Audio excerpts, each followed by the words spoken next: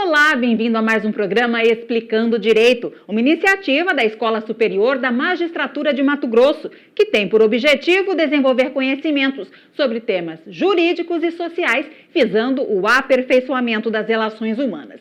Nesta edição, recebemos o advogado e professor universitário Pedro Henrique Marques, que vai falar em precedentes judiciais no processo penal brasileiro. Vamos acompanhar. No Brasil, muito embora por muito tempo vigorou uma tradição jurídica civil law, atualmente é possível afirmar que o sistema jurídico brasileiro se tornou híbrido, admitindo-se institutos da civil law e da common law. Convém conceituar e distinguir tradição civil law de tradição common law.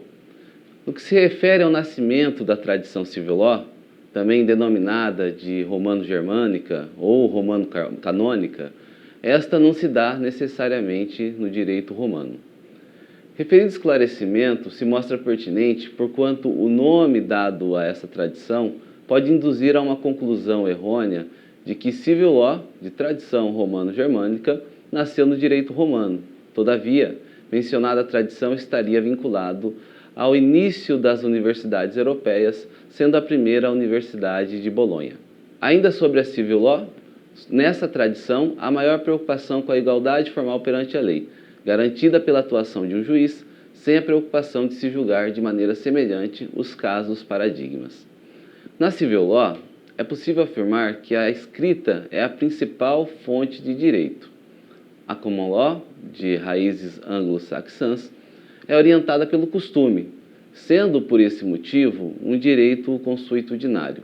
Atualmente é possível afirmar que o direito brasileiro se encontra orientado pelas duas tradições jurídicas anteriormente mencionadas. Explanado minimamente sobre essas duas tradições jurídicas, passarei a abordar os conceitos de ratio decidente e obter dictum, fundamentais para o estudo do sistema de precedentes. É o comum daqueles que aplicam a norma, aqui incluídos juízes, servidores públicos, promotores de justiça e advogados, acreditar que o que gera o precedente é o texto da ementa dos julgados dos tribunais. Sem muito esforço, é possível encontrar citações a excertos de ementas de acordos atribuindo a esses trechos a qualidade de precedente judicial. Para Daniele Galvão, a ementa é apenas um resumo do que foi discutido e decidido no caso concreto, em que são utilizados termos específicos para facilitar a busca por determinados temas julgados pelos tribunais. Assim, ratio decidente não necessariamente será aquilo delimitado em uma ementa. Em verdade, em alguns casos, a razão de decidir sequer é indicada na ementa da decisão judicial. Também é importante consignar que, por vezes, duas ementas com redações similares poderão tratar sobre questões jurídicas diametralmente opostas. Portanto, ao se conceituar ratio decidente, é possível afirmar que é o elemento apto a possuir a eficácia típica dos precedentes naquele ordenamento jurídico. Dito de outro modo, será a ratio decidente a responsável pela formação do precedente. Dessa maneira, conclui-se que a ratio decidente é a causa determinante ou a causa de decidir do caso paradigma anteriormente julgado.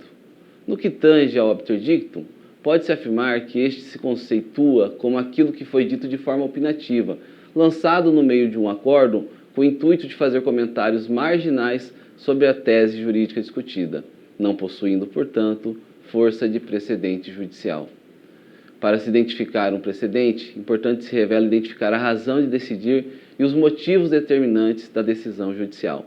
Além das figuras anteriormente citadas, mostra-se importante explanar sobre os conceitos de stare decisis, distinguish e overruling, imprescindíveis para o estudo do sistema de precedentes. Stare decisis é uma expressão latina que significa literalmente concordar ou aderir a casos já decididos, isto é, significa o respeito dos tribunais aos casos precedentes. A ideia principal do stare decisis é a estabilidade das decisões judiciais, de modo que a prática induzirá a eficácia e concretização dos precedentes judicial. No Brasil, ao se debruçar sobre a redação do artigo 926 do Código de Processo Civil, pode-se afirmar que o stare decisis encontra-se positivado no ordenamento jurídico brasileiro. Isso porque o legislador impôs, no referido dispositivo processual, a obrigatoriedade de os tribunais manterem estável, íntegra e coerente a sua jurisprudência. Distinguish, por sua vez, denota a ideia de distinção a ser observada para não se aplicar um determinado precedente ao caso concreto.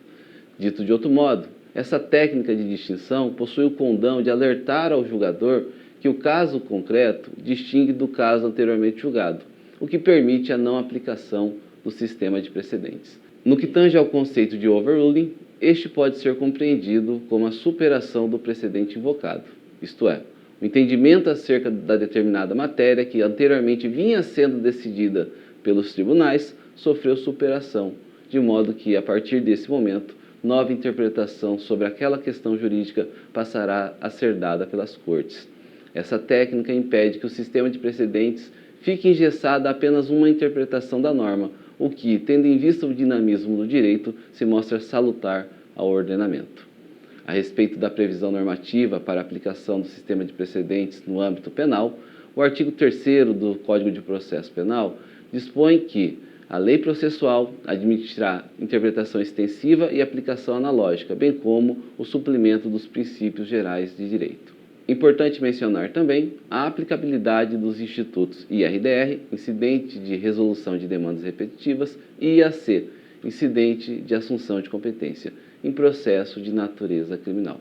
No que se refere ao IAC, o artigo 947 do Código de Processo Civil disciplina que serão necessários 3 requisitos para o seu cabimento: relevante questão de direito, com grande repercussão social, sem repetição de múltiplos processos. Quanto ao IRDR, referido instituto será cabível quando houver, simultaneamente, efetiva repetição de processos que contenham controvérsia sobre a mesma questão unicamente de direito e risco de ofensa à isonomia e à segurança jurídica. O Tribunal de Justiça do Espírito Santo já se posicionou admitindo a utilização do IAC em matéria criminal, evidenciando a possibilidade de aplicação do sistema de precedentes disciplinado no CPC aos processos regidos pelo CPP. Além da admissão do IAC pelo referido tribunal, é possível identificar que outros tribunais de justiça, inclusive o TJMT, têm admitido o IRDR no âmbito do processo penal. Assim, pode-se afirmar que o sistema de precedentes aplicado ao processo civil poderá ser aplicado no âmbito do processo penal, seja pela inexistência de regulamentação de matéria no Código de Processo Penal, seja pelo permissivo legal disciplinado no artigo 3º do Diploma Processual Penal. Em conclusão, tem-se que o ordenamento jurídico brasileiro deixou de ser exclusivamente de tradição civil law, passando a admitir também os institutos da tradição common law, em especial o sistema de precedentes. Oportuno repisar o ponto abordado anteriormente a respeito da elucidação de que a ementa do julgado não é o que formará o precedente, sendo necessário identificar no inteiro teor do voto a razão de decidir do julgador, também denominada ratio decidente. Ao verticalizar o estudo sobre os precedentes, conclui-se que estes possuem o condão de tornar íntegra, estável e coerente a jurisprudência dos tribunais, trazendo assim maior segurança jurídica ao jurisdicionado. Também se explicou nessa abordagem que o obiter dictum não tem força de precedente, se tratando apenas de uma opinião ou comentário do julgador lançado na decisão judicial. Conclui-se ainda que o sistema de precedentes possui ferramentas que impedem o engessamento do entendimento vinculante adotado pelos tribunais, quais sejam a superação e a distinção. Pode-se concluir, depois de conceituados os institutos abordados anteriormente, que o sistema de precedentes disciplinado no processo civil é compatível com o processo penal brasileiro, frisando que este tem sido o entendimento dos tribunais pátrios. Quero finalizar agradecendo o convite do desembargador Marcos Machado, parabenizando este projeto da ESMAGES, desejando vida longa para que a gente tenha sempre aí a discussão jurídica e de temas relevantes aqui no nosso Tribunal de Justiça do Estado de Mato Grosso. Obrigado a todos.